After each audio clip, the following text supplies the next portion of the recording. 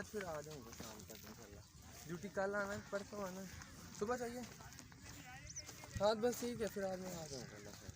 ٹھیک ہے نہیں ٹھیک ہے میں آج آ جانا ہر حال میں آ جانا. تو یہ جو پھینکتے ہیں ٹھیک ہے فیڈ ہے کس کی؟ مچھو کی؟ ان کو اچھا یہ مچھلی کو ڈالتے ہیں. بابا کے ₹1,00,000 کی گاڑی آئی ہے. اوئے ہوئے اچھا اچھا اچھا.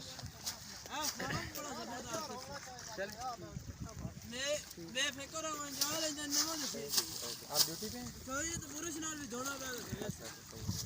ابھی یہ دیکھیں ان کے اوپر سے بھی پھیلا گیا.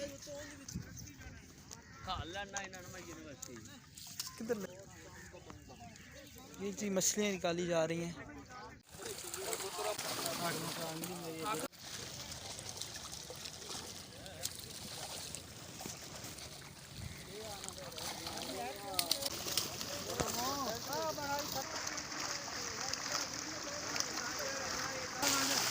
سارا پہ چپے چھوڑے اندر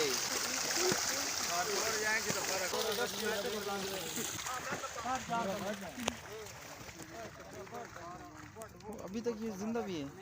زندہ ہی رہے گی. منڈی جا رہا تھا. اچھا اس کو برف